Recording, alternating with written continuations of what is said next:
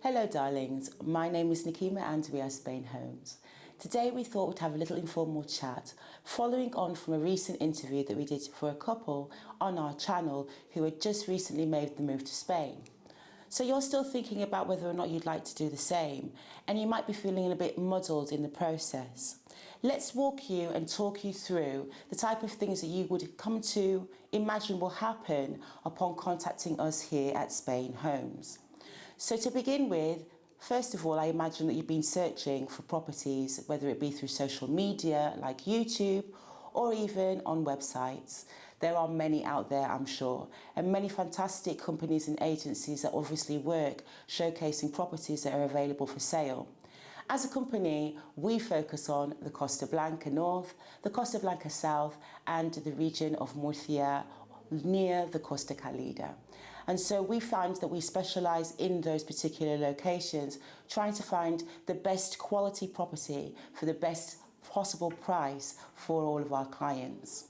After all, we want to provide a service that is not just great, but exemplary, so that everybody has not only a good experience, but their authentic experience of making the move and making those changes. And so let's say, for example, you've seen a property that you like on our YouTube channel and you contact us via email. We would then at that point come into contact with you also. We would then find out what your specifications were, what your location is and what your budget is. The type of things that you need to have in the community that you choose to live in, and also the type of property that you're looking for.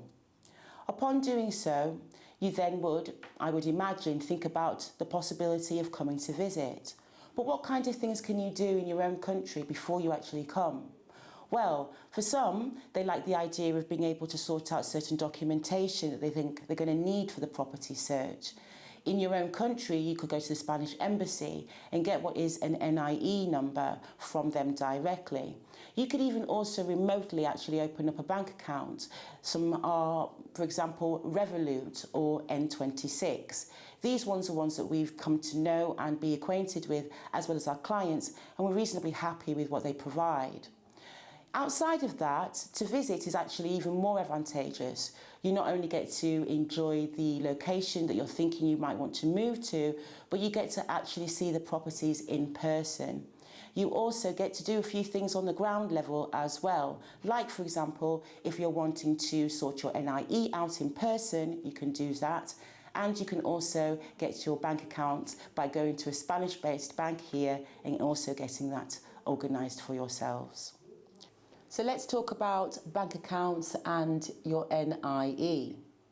So if you are here and you're wanting to open a bank account, what type of things would you need? Well, first of all, you would need a certificate from your bank. You would also need a document from either your employer or to demonstrate your job and your job title. You would also need to show your proof of earnings, whether that be through bank statements or through wage certificates or slips that you might receive. And you also need to have a tax declaration. It would also be ideal if you know more or less which type of banks you would like to approach in order to be able to open a bank account. So for your NIE, if you were to do that in person, what do you need? First of all, you would need to pre-schedule an appointment at the police station in the locality in which you want to move. The second thing that you would need to then do is to have a copy of your passport, a copy of a passport photo or two. You would also need to fill in the form that is required and also pay the fee. There is a small fee. Those are the things that you will need. Upon you arriving, they would ask you to submit that information and then you would be presented with your NIE on the same day. So the next thing that you're thinking of doing is coming to visit. Upon you coming to visit, you would be scheduling a time for you to be able to view some properties. Usually we always recommend that during the week, Monday to Friday is the best time, as well, no offices are open on Sundays and it's limited hours for some developers on a Saturday. And so therefore, you come to visit and Spainhomes, based on your specifications and the characteristics of your search, would find suitable 4 to 5 properties for you to view. No, We're not going to show you 25 properties. We're not going to show you 30, 40 or 50. The reason being is because we think that once you know what you want and you know your specifications, it really is down to the top, well, 4 or 5. And so we want to show you the best. Not everything, but the best for your budget. The next thing that we would actually then do is then see what you liked. So you would go away and have a think, maybe a little bit of an explore around the region and come to a decision. This sometimes can be the case all the way up until you arrive back home. But either way, you would at some point come back to us and we would get some kind of feedback and update on the properties that you viewed. When your decision is made, you would make a transfer to our company bank account. This guarantees for you that your solicitor that's working on your behalf is able to oversee and check documents that are issued from the solicitor of the seller or the developer. It is very much important that it is in accordance with the law, and for this reason we do not act impulsively or do things so quickly. These few days that the solicitor has to oversee the documentation gives also the developer enough time for them to also see that you are serious about the purchase.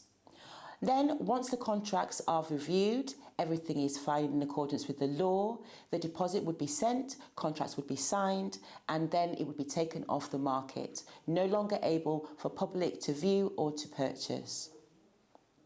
Approximately 3 months later, the client with their solicitor and the owner or developer with their solicitor would all go to the notary in person. This is where the final settlement is made. All legal documentation is again reviewed. Things are signed in accordance with the law in front of them present, and then you would receive the keys. At that point, you are then legally the owner of the property. Spainhomes continues to work in the background all the way through. As we liaise with the client, we also liaise with the solicitor, and we also liaise with the owner or the developer, ensuring that the process goes smoothly and is in accordance with everybody's needs being met. After that, you are then the owner. So then Spainhomes then goes and actually then sorts out all of your utilities. We help you with connecting up your electricity, your water supply. We help you if you have children that need to be involved in local schools or international schools. We also oversee all aspects of the health insurance to ensure that you and your family are correctly covered and enable you to integrate into life here living in Spain. So the process does take a while, and we are in your lives for a time after we have sold you the property. So if you have any feedback, if you have any comments, if you have any questions, please don't forget to hit us in the comments below, and it was lovely to see you. No doubt we'll see you next time. Hasta pronto!